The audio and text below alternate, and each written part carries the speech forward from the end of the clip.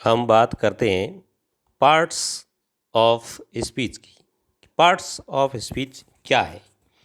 Parts का मतलब है भाग, खंड, इंग्रेडिएंट्स, टुकड़े। स्पीच स्पीच यानी कथन। जैसे कोई भी कथन है या सेंटेंस है, कहा हुआ है, जैसे है ही प्लेज ए गेम। तो इसके ये अलग अलग पार्ट्स है। He plays a game. यदि इसको वाक्य की दृष्टि से देखें तो ये इसका सब्जेक्ट है, ये इसकी क्रिया वर्ब है और ये इसका ऑब्जेक्ट है।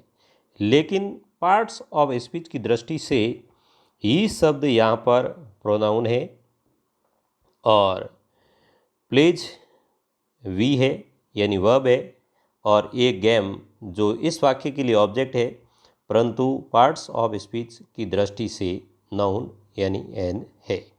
तो इस बारे में हम चर्चा करते हैं कि पार्ट्स ऑफ स्पीच कितने हैं और क्या होते हैं। कोई भी भाषा है उसको प्रयोग करने के अनुसार और सीखने वालों की सुविधा रहे, इसके लिए अलग अलग भागों में तोड़ते हैं, टुकड़े करते हैं, छोटे छोटे खंड करते हैं और यही जो खंड है ये पार्ट्स ऑफ स्पीच कहलाते हैं। अंग्रेजी में बात करें तो there are 8 parts of speech in English language. ये 8 पार्ट्स ऑफ स्पीच है जो इस प्रकार से है: noun, pronoun, adjective, adverb, verb, preposition और कंजक्शन और लास्ट है इंटरजेक्शन। ये जो 8 पार्ट्स ऑफ स्पीच है इनका भाषा में लिखने में विभिन्न प्रकार से प्रयोग किया जाता है। सबसे पहले यदि बात करें कि नाउन क्या है, तो नाउन है वो किसी पर्सन यानी व्यक्ति का नाम हो सकता है और प्लेस हो सकता है, थिंग हो सकती है और उसकी क्वालिटी हो सकती है। ये शब्द है, इनसे नाउन की अभिव्यक्ति होती है। जैसे सबसे पहले हम बात करें कि पर्सन का नाम कैसे होगा। जैसे राम शब्द है वो एक पर्सन है, रमेश, सुरेश, इस प्रकार से व्यक्तियों के जो नाम हैं वो महिलाओं के नाम भी हो सकते हैं, जैसे राधा, मीना, सरला, ये पर्सन है। प्लेस की बात करें जैसे India, Jaipur, garden, school, hospital इत्यादि जो नाम होते हैं जो किसी स्थान को इंगित करते हैं, तो ये प्लेस है। थिंग यानी कोई वस्तु, जैसे pen, table, book, pencil, chair वगैरह। और इसके अलावा कुछ बातें ऐसी होती है, कुछ नाम ऐसे होते हैं जिनसे किसी भाव की अभिव्यक्ति होती है, लेकिन वास्तव में उस वस्तु का भौतिक दृष्टि से उसे हम टच नहीं कर सकते हैं, देख नहीं सकते हैं, छू नहीं सकते हैं, केवल उसका आभास कर सकते हैं। तो ऐसी संज्ञाएं भी होती है, जैसे है ब्यूटी। ब्यूटी यानी सौंदर्य। सौंदर्य हम देख सकते हैं, उसका आभास कर सकते हैं, उसको टच और छू नहीं सकते हैं, जैसे ब्रेवरी है, ट्रुथ है। इस प्रकार के शब्द है ये नाउन के अंदर आते हैं। और इसके बाद में है प्रोनाउन। प्रोनाउन क्या होते हैं कि ऐसा शब्द जिससे नाउन को रिप्लेस किया जा सके। कोई नाउन शब्द है और उस नाउन को रिप्लेस करने के लिए यानी उसकी पुनरावृत्ति को रोकने के लिए ऐसे शब्दों का प्रयोग किया जाता है जिसे प्रोनाउन कहते हैं। जैसे कि एक वाक्य है, राम रीड्स ए बुक। अब इसमें राम शब्द इसका करता है और राम के बारे में और बात करें, यदि ऐसे कहें कि Ram is an intelligent student, तो राम शब्द की यहाँ पुनरावृत्ति होगी। पुनरावृत्ति होने से जो वाक्य का सौंदर्य है, सौंदर्यात्मक अभिव्यक्ति है, वो कम हो जाएगी। इसलिए इस सौंदर्यात्मक अभिव्यक्ति को बढ़ाने के लिए, भाव सौंदर्य बढ़ाने के लिए हम राम की जगह ही शब्द का प्रयोग करेंगे और ऐसे लिख देंगे, Ram is reads a book और he is an intelligent student. अब ही किसके लिए आया है, किसको प्रतिस्थापित कर रहा है?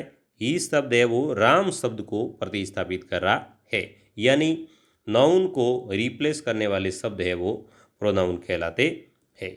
इसके बाद में एडजेक्टिव। एडजेक्टिव क्या होते हैं? एडजेक्टिव यानी विशेषण, यानी ऐसा शब्द जो नाउन को क्वालिफाई करें। यानी कोई नाउन है, नाउन को क्वालिफाई या करें, यानी उसके संबंध में कुछ कहें, उसके भाव में कुछ वृद्धि या कमी करें, वृद्धि या कमी करने वाले शब्द है वो विशेषण कहलाते हैं। जैसे शब्द है स्मॉल, बिग, लॉन्ग, इस प्रकार के जो शब्द है वो नाउन से पहले आकर के और उस नाउन के संबंध में कुछ बताएंगे। जैसे this is a small house, या जो हाउस शब्द है वो नाउन है और स्मॉल शब्द इसकी गुणवत्ता बता रहा है कि हाउस है वो कैसा है, यानी हाउस है वो स्मॉल है। और दूसरे वाक्य में देखें तो it is a long way, वे शब्द एक नाउन है, नाउन यानी संज्ञा है, और लॉन्ग शब्द है वो वे को क्वालिफाई कर रहा है, यानी वे कैसा है, लॉन्ग। तो ऐसे शब्द जो नाउन को क्वालिफाई करें, नाउन को क्वालिफाई करने वाले शब्द है वो एडजेक्टिव कहलाते हैं। इसके बाद में एडवर्ब, एडवर्ब, वर्ब यानी क्रिया, एड, एड यानी क्रिया के संबंध में कुछ कह रहा है, क्रिया के भाव में वृद्धि या कमी करता है, वो एडवर्ब है। और एडवर्ब क्या कर सकती है, एडवर्ब है वो किन किन के भाव में वृद्धि या कमी कर सकती है, तो वो वर्ब के बारे में कुछ बताएगी और एडजेक्टिव के बारे में बता सकती है, और एडवर्ब खुद दूसरी एडवर्ब के बारे में भी कुछ कह सकती है। जैसे ये शब्द है यहाँ, ही रन्स फास्ट, अब फास्ट शब्द है वो एडवर्ब है। कैसे, कैसे कि या रन्स, रन्स यानी दौड़ता है, कैसे दौड़ता है, फास्ट, यानी फास्ट शब्द है जो रन को क्वालिफाई कर रहा है, इसके संबंध में बता रहा है। दूसरे में this train is very fast, अब इसमें दिस ट्रेन, तो ये ट्रेन नाउन है, यह ट्रेन है कैसी, तेज, तेज शब्द तो विशेषण है, लेकिन विशेषण की विशेषता बताने वाला शब्द है वो क्रिया विशेषण है। अब यहाँ जो वेरी शब्द है वो वेरी शब्द है वो एडवर्ब है। एडवर्ब क्यों है, क्योंकि यह शब्द फास्ट विशेषण एडजेक्टिव की विशेषता बता रहा है। अगले उदाहरण में देखें तो शब्द है ही रन्स वेरी फास्ट, अब फास्ट शब्द है, यह फास्ट शब्द भी किसकी विशेषता बता रहा है, रन्स की, यानी ये रन शब्द है, इसकी विशेषता बताने वाला शब्द है फास्ट, ही रन्स, वह दौड़ता है कैसे, तेज, यानी ये एडवर्ब है, ये ऑलरेडी एडवर्ब है, और इस एडवर्ब की भी एडवर्ब ये विशेषता बताता है, वेरी शब्द भी एडवर्ब है, यानी जो एडवर्ब शब्द है वो एक वर्ब की, वर्ब के संबंध में कुछ बताएगा, या वो एडजेक्टिव के संबंध में कुछ बताएगा, या वह एडवर्ब है कोई अन्य, उसकी भी है वो जानकारी देगा। यानी ऐसा शब्द जो वर्ब, एडजेक्टिव और एडवर्ब के बारे में कुछ बताता है, कुछ कमी या वृद्धि करता है, एडवर्ब है। उसके बाद में अगली बात है वर्ब, वर्ब यानी क्रिया, क्रिया क्या है, क्रिया यानी मूवमेंट, गति, कोई समबॉडी एंड समथिंग जो कुछ करता है, एक्टिविटी है, वो वर्ब है, क्रिया है।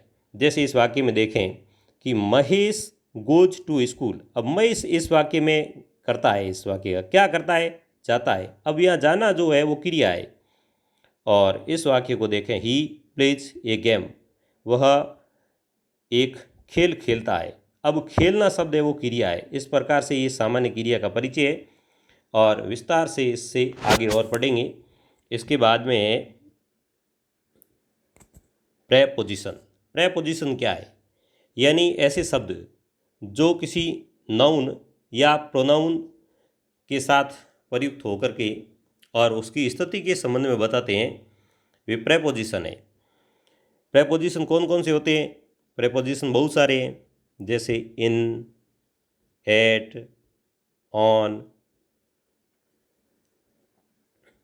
अंडर, ये प्रेपोजिशन है जिसकी विस्तार से आगे व्याख्या करेंगे, लेकिन सामान्य जैसे इसके बारे में बात करें, the book is on the table, अब ऑन शब्द है वो प्रेपोजिशन है, क्यों, क्योंकि एक शब्द है वो नाउन है द बुक और दूसरा है नाउन टेबल, ठीक है।